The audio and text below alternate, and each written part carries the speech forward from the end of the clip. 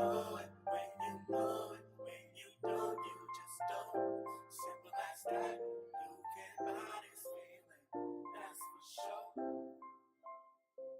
Rusty ass car 15 years from now.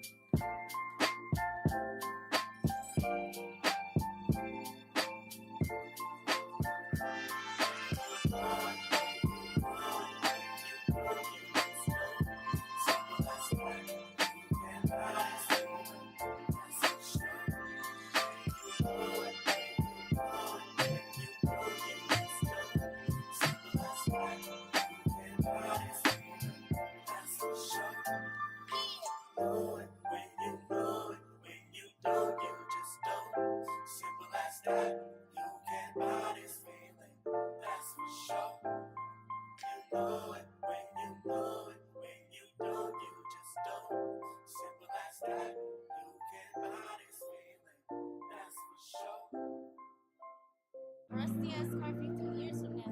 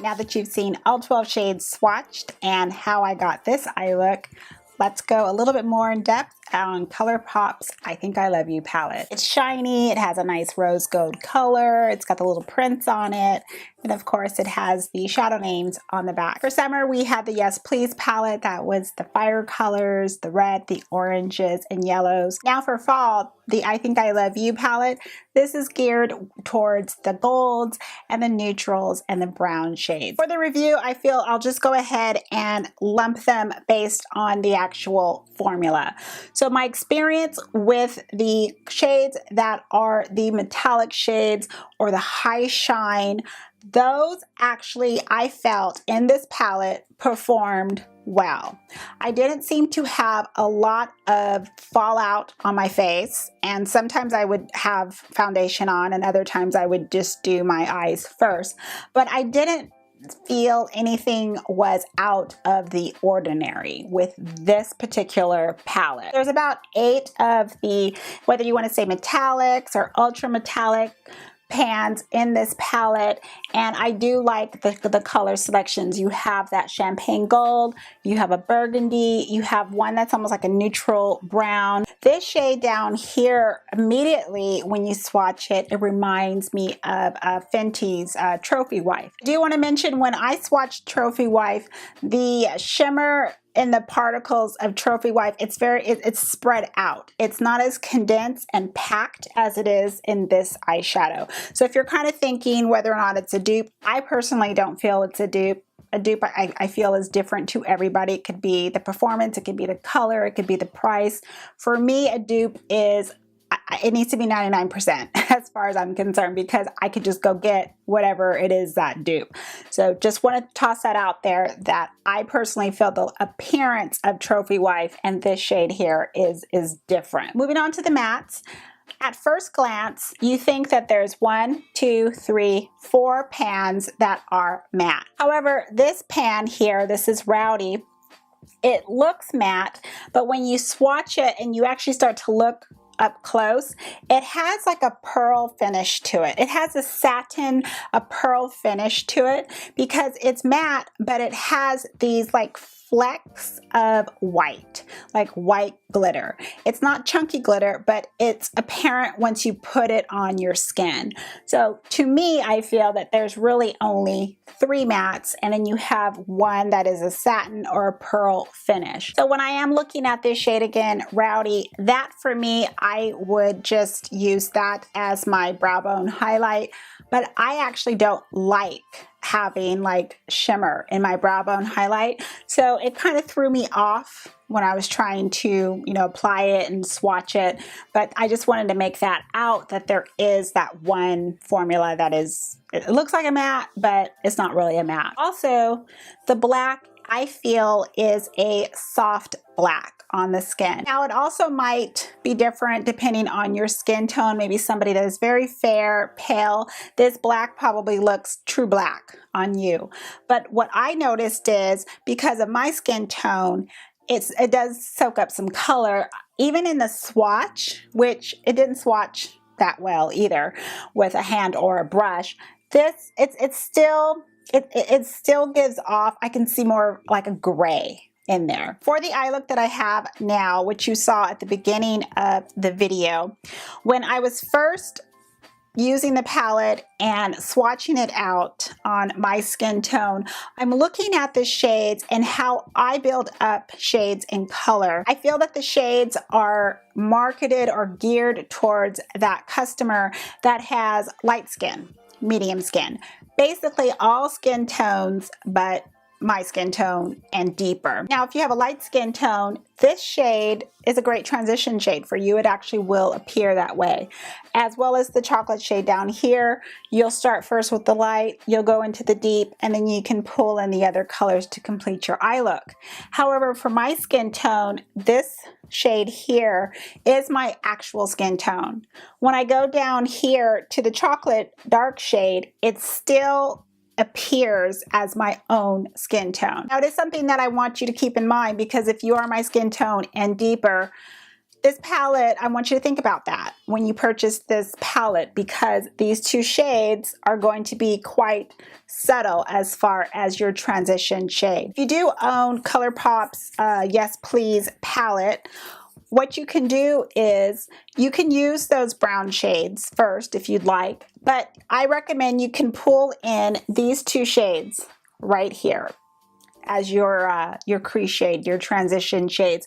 That will appear on our darker skin, our eyelids, and then you can proceed with your eye look. I actually was just using my Morphe Jaclyn Hill palette, two shades that I felt would work great with this palette, and as you can see, it deepens up in the crease.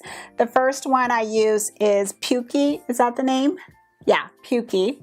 And then I use Roxanne, which is right below it. So you first start off with those two shades as your crease color, your transition colors, and then you can build onto that. I wanted to do like a halo eye effect. So after I apply those two shadows from that palette, I then go into the chocolate shade down here because I'm just adding that first on the lid portion. I did make like a little claw. The lid portion of the arch, and then I go into the black, and that's where I am still not seeing that strong enough black pigment that I want. With this palette, I Think I Love You, based on that it's bronzes and browns and a neutral based palette, your skin tone is going to come into play.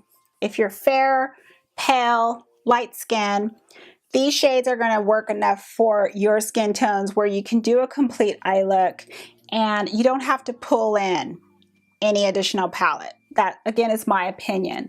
But if you're my skin tone and deeper, I feel that you are going to need to pull in some additional deeper colors to get into your crease to kind of help blend these shadows together. I feel that the stars of this palette are the metallics, or ultra metallics as well. I feel that they perform well. You can create a very beautiful look.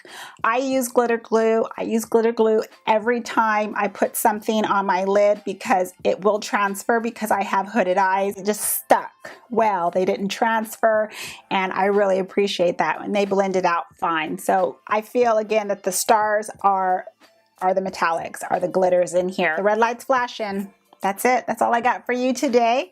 I want to thank you for stopping by and watching. And if you already have the palette, I would love to know how it's working out for you.